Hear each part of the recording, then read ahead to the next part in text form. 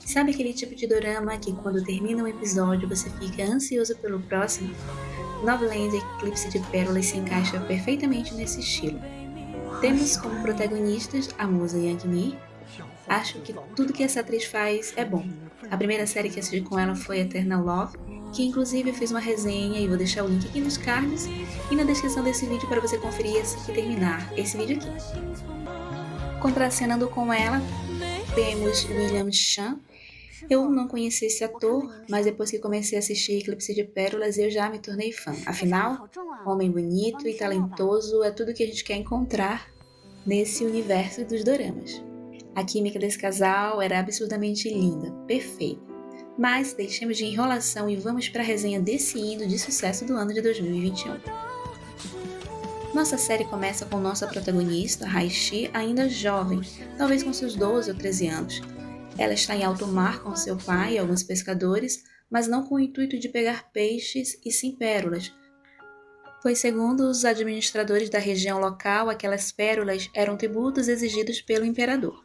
As pessoas que viviam ali eram muito atormentadas por esses administradores ambiciosos por causa dessas benditas pérolas. Então o pai de Hai-Shi resolve sacrificar sua filha a fim de conseguir esses tributos.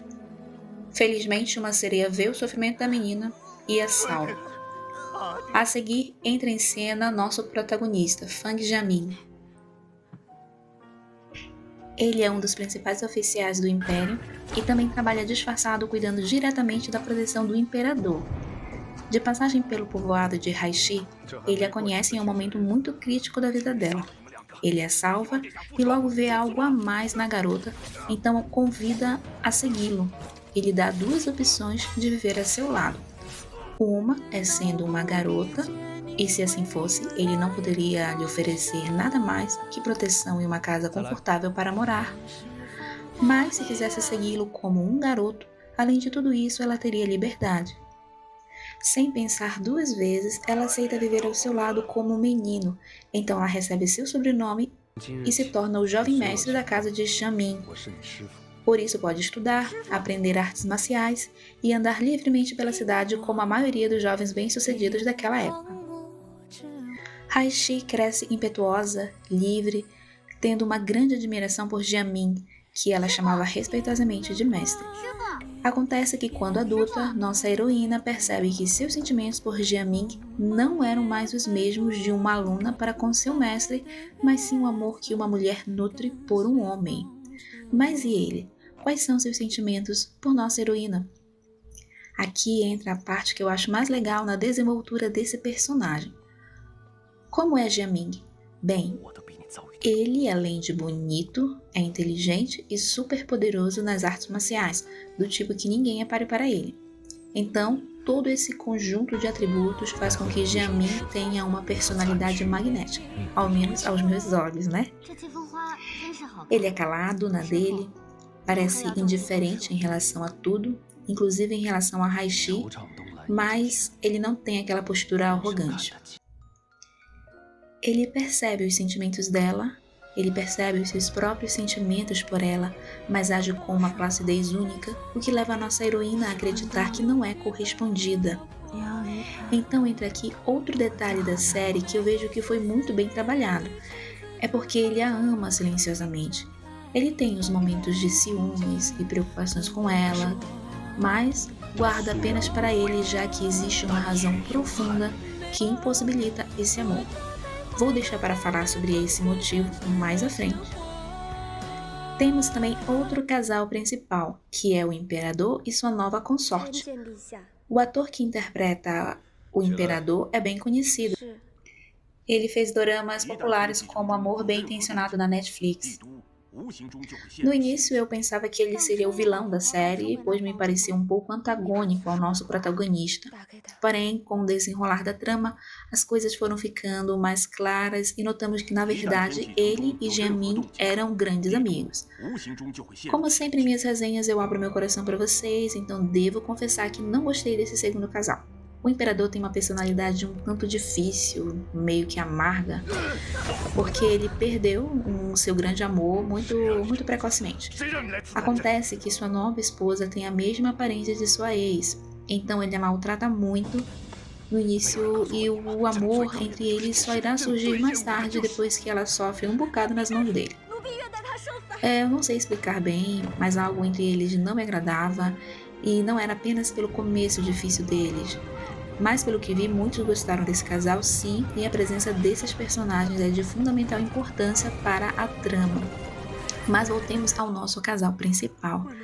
A razão por que nosso herói não pode alimentar sentimentos por nossa heroína remonta à sua origem e relacionamento com o imperador. A família de Jiaming é uma família de Baishi. Um Baishi é uma pessoa que, através de um pacto ou encantamento, não sei explicar direito, abdica sua vida em prol da vida do imperador, o que significa dizer que tudo de ruim que acontece ao corpo do imperador acontece na verdade ao seu Baishi, que no caso é nosso herói. A finalidade desse pacto era proteger a família imperial e indiretamente o povo, que sempre sofria pelas constantes brigas entre os sucessores, que viviam se matando literalmente por causa da sucessão do trono. Voltemos a Raishi. Não querendo mais sofrer por seu suposto amor não correspondido, ela toma a decisão de se alistar no exército imperial e ocupar seu tempo trabalhando em prol das pessoas, tal como seu mestre. E assim ela se oferece a ir para a fronteira para ficar o mais distante possível de seu amado. Afinal, o que os olhos não veem, o coração não sente. Lógico, ele não deixaria a nossa ícone lá sozinha por muito tempo. Quando ela retorna, os inimigos de seu mestre haviam descoberto sobre sua identidade como mulher, o que significava dizer que ela havia cometido um crime de mentir para o imperador. Jiaming descobre as armações de seus inimigos, então pede um favor ao imperador, que tomasse Raishi como esposa, assim ela seria salva da morte. O imperador acata seu pedido e torna Raishi sua nova consorte. Por não consultá-la sobre isso, Raishi tem seu coração partido por nosso herói, pois ela preferia a morte a ter que casar com um homem que não era ele. Justo, né? Felizmente, o imperador bola um plano para trazer felicidade aos nossos pombinhos. Ele desfaz o pacto de Baishi, inventa uma morte para o nosso herói e manda Raishi para um lugar longe. Isso tudo para deixar os dois apaixonados viverem juntos. Infelizmente, a vida de sonho deles não dura muito. O imperador sofre uma tentativa de golpe, então o palácio vira uma zona de guerra. Nossos heróis são avisados e o senso de dever deles para com o Império é mais forte, por isso eles não pensam duas vezes e abandonam seu lindo lar e vão para a capital ajudar a combater os traidores. Vou contar o desfecho final, porém se você não gosta de spoiler dessa magnitude, eu recomendo encerrar o vídeo por aqui, mas antes, não saia sem deixar seu like e se inscrever, caso ainda não seja inscrito. Na descrição do vídeo, eu digo onde você pode assistir essa série completa, legendada em vários idiomas. Recado dado, vamos para o desfecho final. A esposa do imperador estava grávida, quase no tempo de dar à luz quando ocorre essa invasão ao palácio. O imperador tenta proteger sua esposa e seu filho dos assassinos, mas ele acaba sendo assassinado. Com muita dificuldade, ela dá à luz à criança e também morre. Nesse meio tempo, Jiaming já estava no palácio e Raishi em um outro ponto da cidade também lutando contra os inimigos. Mas quando Jiaming chega até o casal, já era muito tarde. Só havia restado um bebê órfão, que também estava lutando para sobreviver, pois nascera com muita dificuldade. Eu me arrepio só de lembrar dessa cena. Raishi entra no quarto de Jiaming e já o encontra com aparência doente.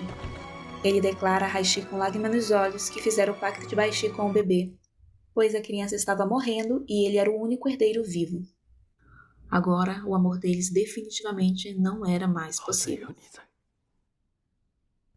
Assim, como esposa do imperador, Raishi torna-se a mãe do pequeno órfão e imperatriz viúva, que governa o império até o pequeno herdeiro ter idade para assumir seu lugar. Jiaming não morre, mas como ele havia assumido a doença do pequeno príncipe, ele se torna um homem doente e vive isolado e distante do palácio. Nossa, como eu chorei! E enquanto escrevia essa resenha, chorei novamente. Sabe, eu entendi a lógica do roteirista. Ambos, desde muito jovens, decidiram dedicar suas vidas em prol do Império, e isso vinha até mesmo antes do grande amor deles. Porém, entre entender a lógica e aceitar, A gente, claro, não aceita. Eles certamente mereciam um final feliz. Mesmo assim, não acho que perdi meu tempo. Aprendi que dorama você curte o processo, o desenrolar da história, e esse dorama é sem dúvidas um hino. Eu quero saber a sua opinião, então deixa aqui pra mim nos comentários o que você acha desse dorama. Ah, e não esquece de curtir esse vídeo para me ajudar a crescer com o canal, hein? Espero te encontrar no nosso próximo vídeo. Um grande beijo e fica com Deus. 因我义无旁骛，只为轮廓，让我为他精心描